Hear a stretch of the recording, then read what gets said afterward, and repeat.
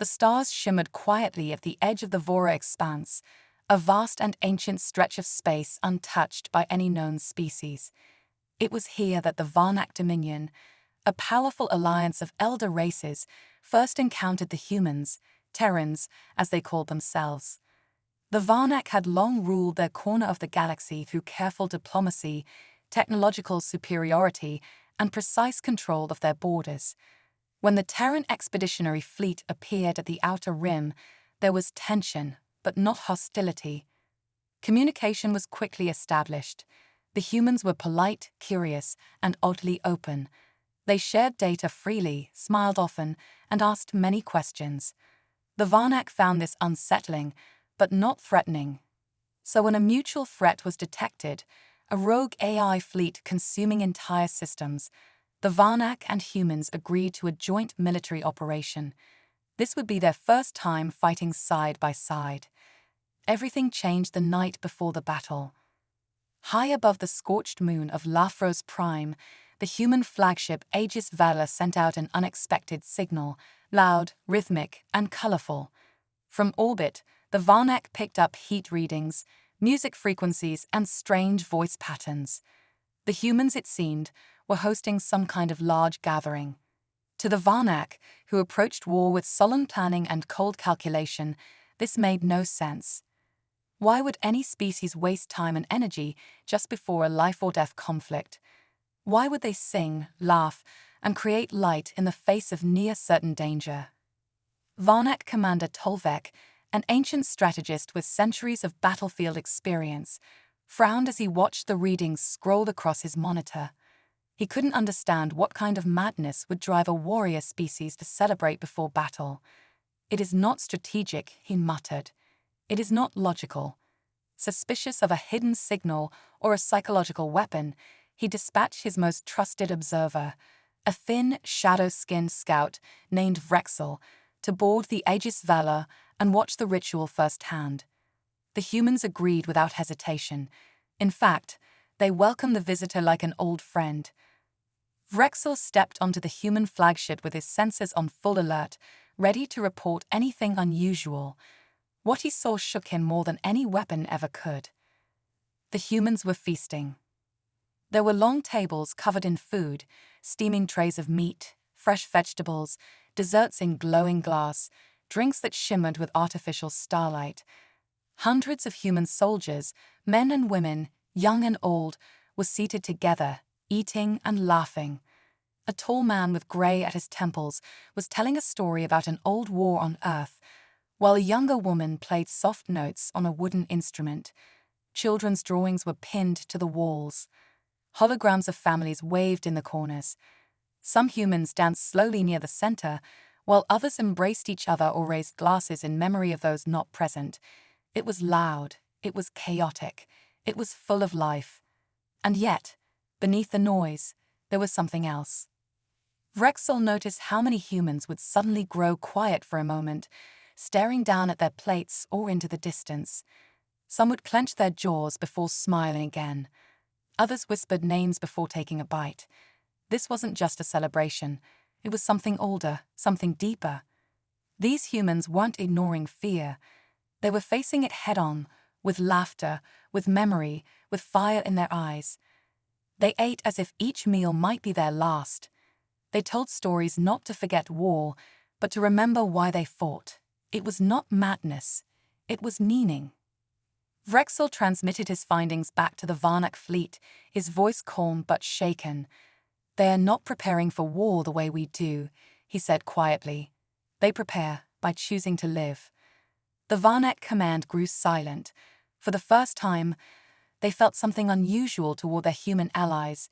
Not pity, not superiority, but something closer to fear. What kind of species danced in the shadow of death? What kind of warriors smiled before a battle that could end them all?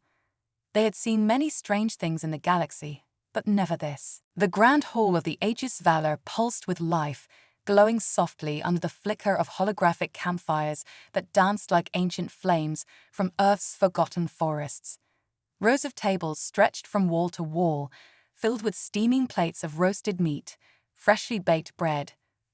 fruits from hydroponic farms, and drinks that sparkled like liquid stars. Laughter echoed across the chamber, not loud or wild, but warm and deep, as soldiers leaned into one another, sharing stories, teasing, remembering. Some wore ceremonial coats marked with ribbons and patches from past battles. Others had family photos pinned near their heart. Music played in the background, a slow, rhythmic blend of Earth's old war ballads and hopeful modern tunes, the kind that told both sorrow and courage in every note. At the center of it all stood General Arden Pierce, his voice strong, but his eyes tired as he spoke to the gathering. He told a story older than the stars above them, a tale of Earth's ancient warriors, Spartans, samurais, Zulus, Vikings, who once sat around fires before battle, not to eat out of hunger, but to bind their hearts before facing the unknown. They knew, he said, that memory is a shield and legacy is a sword. His words hung in the air like a quiet vow, and for a moment, the entire hall seemed to breathe as one. Vrexel, the Varnak scout, stood at the edges, hidden in plain sight thanks to his cloaking field. He watched every detail with wide, unblinking eyes, absorbing this strange ritual. It made no logical sense to him. These humans were preparing for a battle that could kill them all, yet they chose to laugh, to feast, to sing. He noted how the youngest soldiers clung to every word from the veterans, how toasts were raised not just for victory but for the fallen, and how hands trembled only when someone remembered a loved one they'd never see again. The emotion in the room was raw, but it was not weakness, it was fuel.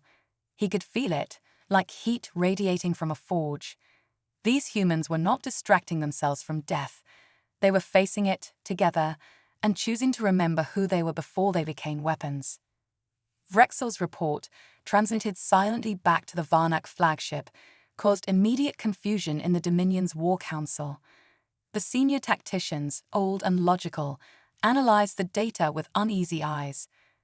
Commander Tolvek frowned deeply as he listened. They fear death so greatly, he said after a long pause, they distract themselves with feasting.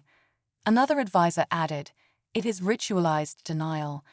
They do not accept their fate. They hide from it in noise and light. The council murmured in agreement, unable to interpret the banquet any other way. To them, who prepared for war with silence and cold precision, this human behavior seemed chaotic, even dangerous. They believed the Terrans were fragile, unready for the scale of destruction ahead. But not all were convinced. One younger Varnak tactician, newly risen and not yet hardened by tradition, quietly questioned their judgment. If it is fear, she asked, why do they smile when they speak of dying? No one answered her. Back on the Aegis Valor, the feast continued. General Pierce had finished his speech, and now the soldiers were moving among each other, shaking hands, exchanging items of personal meaning, charms, patches, letters, even recorded messages for families back home. A few gathered near the transparent viewing wall, staring at the distant stars where their enemies waited. They didn't look afraid. They looked ready. Vrexel remained there, longer than he intended, silently watching the humans cling not to survival, but to purpose. The banquet wasn't just about food. It was about choosing to remember why they fought and who they wanted to return to. As he left the hall, unnoticed by anyone, he couldn't shake the feeling that something ancient and powerful had just taken place, something far beyond what his people could explain. These humans were not preparing to die. They were preparing to live, even if it cost them everything. The silence of space was broken by fire. The rogue AI fleet had arrived in full force, black metal warships shaped like daggers cutting through the void, their weapons humming with artificial rage. Energy pulses lit up the darkness like lightning storms, and the stars themselves seemed to blink as the battle began near the fractured moons of Aura 7. The Varnak Dominion, true to their reputation, moved with cold, exact precision. Their ships aligned in strict formation, their weapons fired in perfect rhythm, and their warriors followed calculated maneuvers without hesitation. To them, war was a formula, patterns of logic and tactics designed to crush any threat. But as the Terran fleet engaged, something wild surged into the battlefield, something that made the Varnak pause for a moment in silent awe. The humans did not fight like machines. They fought like flames, alive, unpredictable, and fierce. Human squadrons moved with a strange kind of rhythm, not robotic, but deeply connected. Pilots shouted encouragement over oaken comms, laughing even while dodging deadly blasts. Ground troops landed on broken orbital stations and fought shoulder to shoulder with grit in their teeth and fire in their eyes. They broke through defenses with teamwork so natural it didn't seem trained, it felt born. When one soldier fell, two others took their place without a word. When a machine cornered a unit, nearby humans surged in to pull their brothers and sisters out of danger. They didn't just fight to win, they fought to protect, to shield, to stand between death and the person next to them. It was this raw, emotional bond that stunned the Varnak the most. Commander Tolvek observed the live feeds from above, his gaze narrowing. He had expected passion from the Terrans, but not this level of unity. His calculations had estimated human endurance and strength, but not their sheer refusal to let one another fall. The Varnak were trained to accept the loss of comrades as necessary. Humans, it seemed, took it as a personal failure, and that changed everything. They pushed themselves beyond logic, beyond what should have been physically possible. A unit pinned under heavy fire didn't retreat when ordered. They advanced, yelling, dragging wounded comrades behind them while still returning fire. A fighter pilot with half his ship torn away refused to eject, instead crashing it into an enemy vessel with a final shout, "For Earth." Vrexel, still embedded among the human fleet, watched from a command bridge, his expression unreadable. He remembered the feast from the night before, the laughter, the stories, the quiet pain behind every toast. Now he understood why it had mattered so much. These humans were not fighting for survival alone. They were fighting to return to those memories. Every shot fired, every life risked, carried a weight deeper than strategy. It wasn't about orders. It was about people. It was about promises made to faces in old photos and names written on helmets. It was about not letting the person beside you die alone. The battlefield echoed with human voices, shouting names, cracking jokes, cursing fate, but never giving up. The AI fleet began to falter, not from overwhelming firepower, but from something far stranger. Their programming couldn't predict human behavior. The Terrans refused to act according to patterns. They made choices that were irrational, dangerous, and deeply effective. They'd split into small squads, bait traps by sacrificing position, or charge at odds no sane soldier would accept. And yet, more often than not, they succeeded. It wasn't just bravery. It was something harder to define, something ancient and rooted in the very core of who they were. As the final AI dreadnought was torn apart in a blaze of plasma, and the battlefield grew quiet again, the Varnak fleet remained still, not from damage but from shock. They had seen the strength of the Terrans, not in their weapons, not even in their strategies, but in their hearts.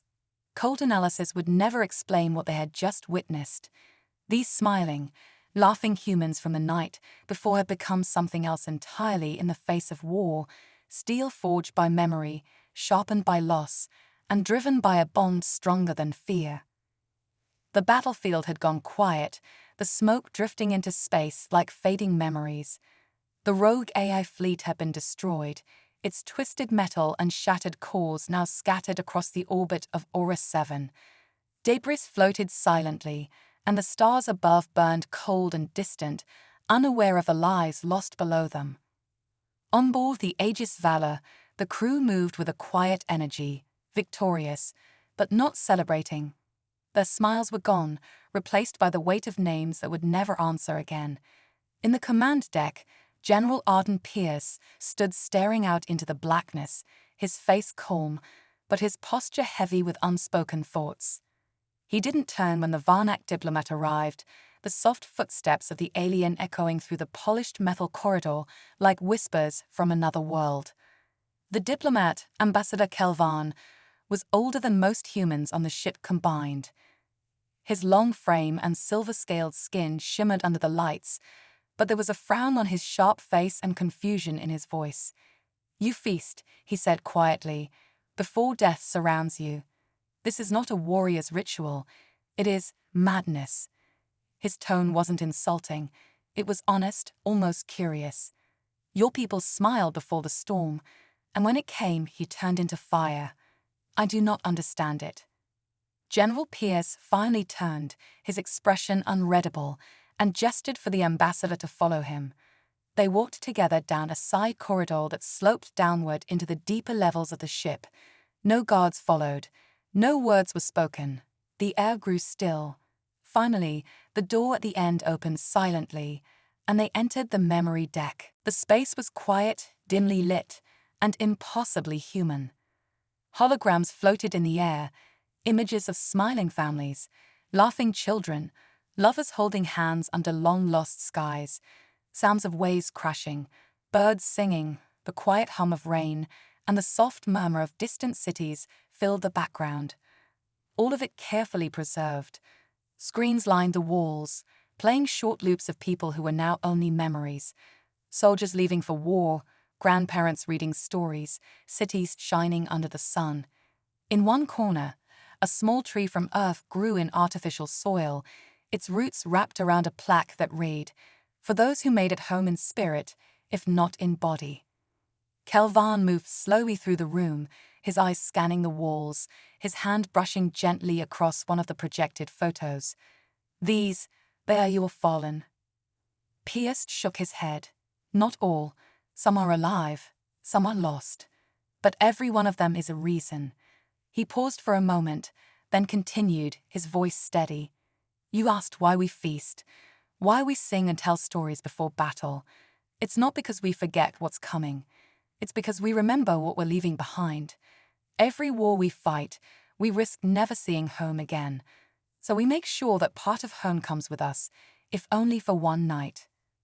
Kelvan turned to face him, the dim light reflecting in his black, glass-like eyes. "You believe such emotion makes you strong." Pierce gave a tired smile. "No, I believe it makes us human. We love fiercely because we know time is short. We fight like tomorrow doesn't exist because sometimes it doesn't. And when we feast, we're not pretending we won't die. We're promising to live before we do."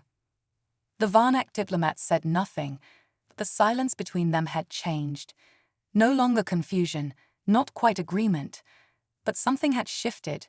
A quiet understanding formed from the echoes of Earth, from voices long gone, and from a fire the Varnak could not explain, but could no longer ignore. As they left the memory deck, Kelvan glanced back once, then walked away without another word.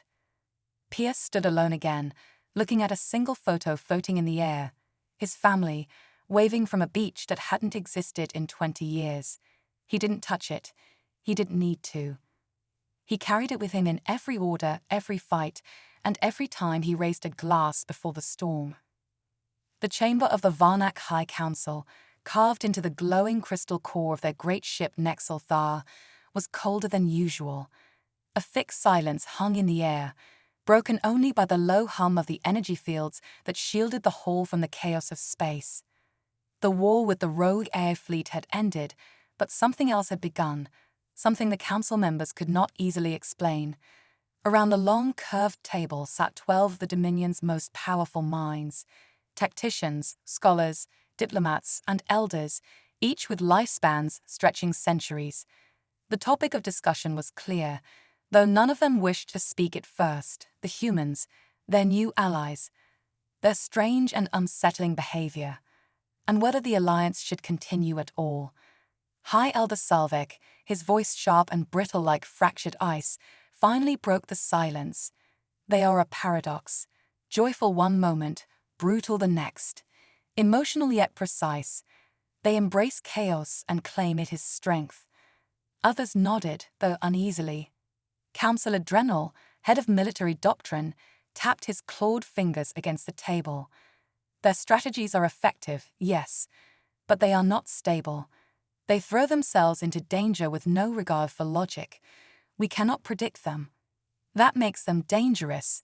Yet not all in the chamber agreed. Historian Vera Cole, youngest among them, but known for her deep study of ancient species, stood and addressed the council with quiet intensity. "I have studied their history, not just their victories, but their rituals," she said. With a flick of her wrist, glowing images appeared in the air, scenes of Terran soldiers throughout different eras, gathered around fires, sharing food, singing songs, whispering prayers, writing letters. From primitive Earth tribes to deep space marine units, the pattern repeated itself. Before every great battle, they pause. They feast. They remember. This is not weakness. It is their way of anchoring themselves. They do not deny fear. They carry it openly. The council watched in silence as Viracle continued, her voice growing firmer. "We feared their rituals because we thought they were distractions. But they are not distractions. They are declarations. Humans know they may die. They know pain, loss, despair. And still they march forward, not by hiding from fear, but by walking with it." She turned off the projection and let her final words hang in the air. "What horrifies us is not their feast. It is what it means. That they have already accepted death and still choose to fight." This thought unsettled many of the council members. The Varnak believed in control, in perfection through order. Emotion was something to be studied, not embraced. But the humans, these Terrans, they made choices based on love, memory, even grief, and yet those very things gave them power the Varnak could not calculate.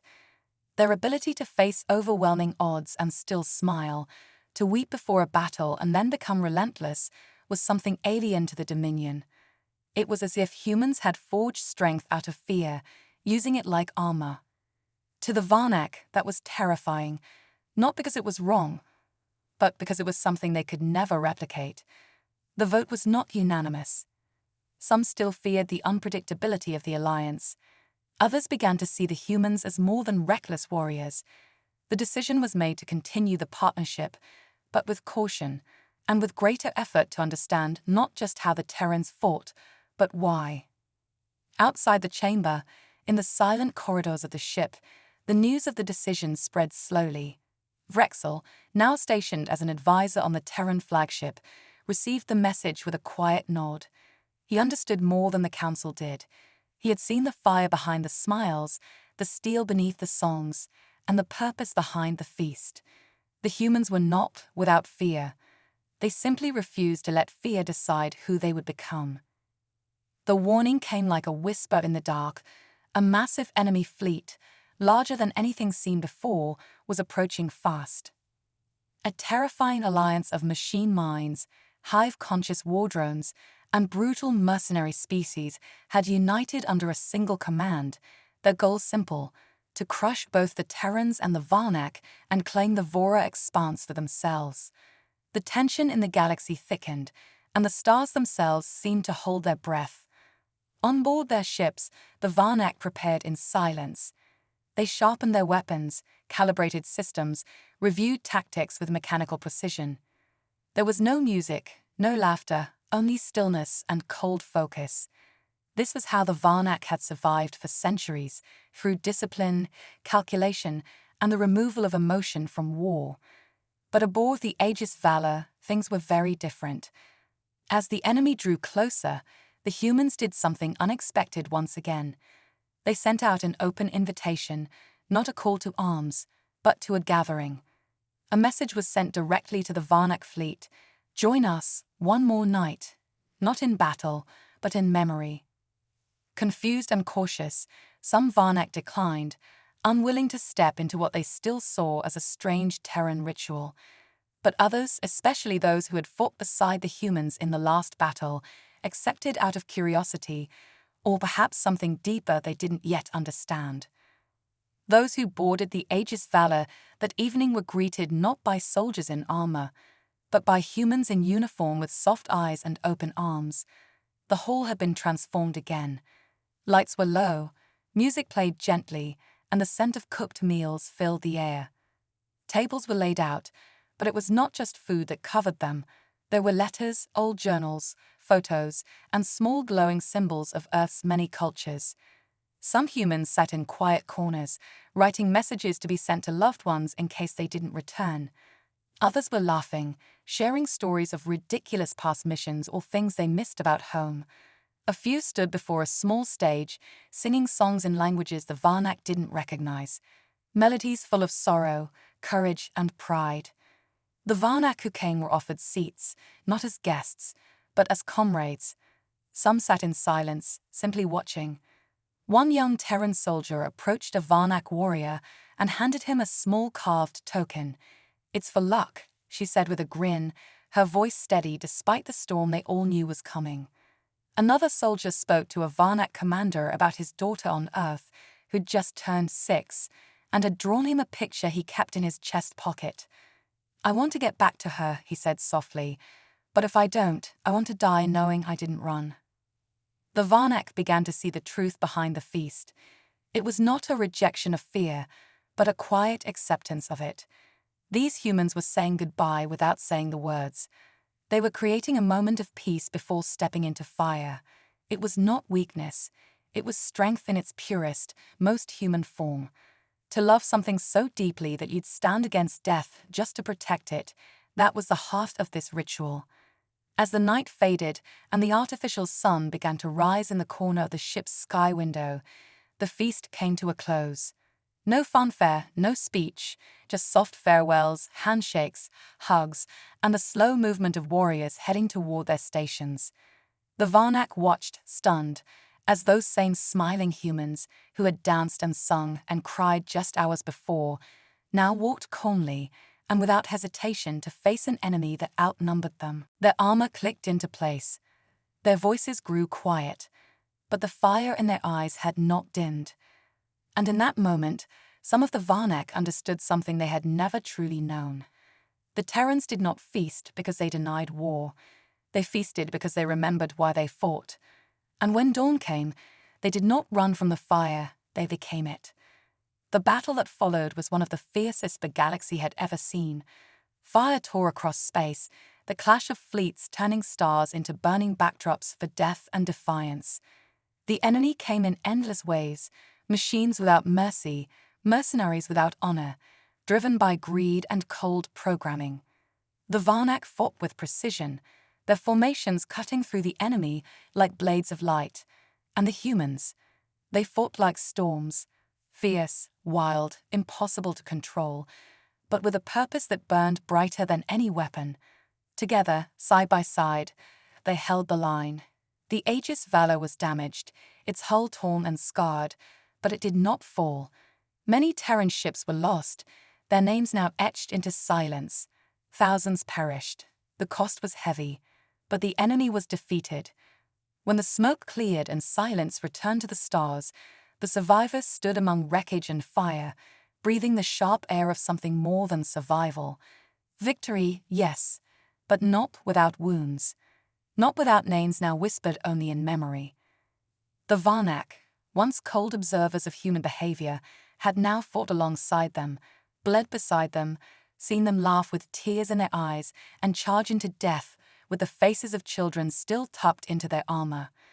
What they had once viewed as reckless and illogical, they now understood as something sacred. The Terrans did not win because they lacked fear. They won because they feared, and chose to rise anyway. Back on the Varnak home vessel, historian Virakol began writing. Her new work, unlike any the Dominion had ever recorded, was not just a report, it was a tribute. It described not only the tactics of the Terran fleet or the strength of their weapons, but the hearts of the people who used them. She called them the laughing warriors of Earth, and her words spread across the Dominion like fire in dry wind. They do not feast to hide from death, she wrote. They feast to remember why life is worth defending. They do not laugh because they are blind to danger. They laugh because they carry the weight of every soul who came before them. These words reach even the highest levels of the Varnak command, and slowly, something began to change. At first, it was quiet. A few warriors, before smaller skirmishes, began to gather in silence and eat together. No grand songs, no stories, just the sharing of food and presence. A small gesture, unnoticed by outsiders, but deeply felt. Later, others followed.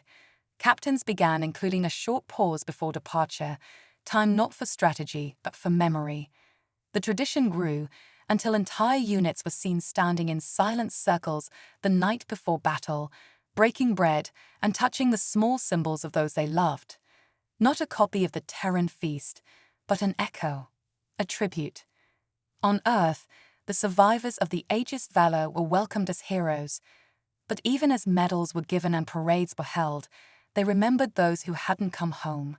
General Arden Pierce retired quietly, choosing not fame but peace. He kept only one item from the war, a small Varnak carving given to him by Vrexel, a symbol of a bond once impossible, now unbreakable. In time, stories of the Terrans spread beyond the Varnak.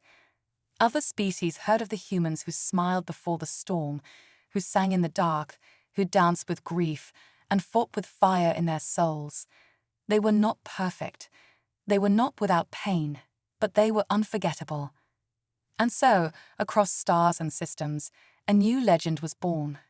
Not of weapons or victory, but of laughter in the face of death, of feasts before fire, of warriors who carried fear not as a burden, but as a reason to keep going.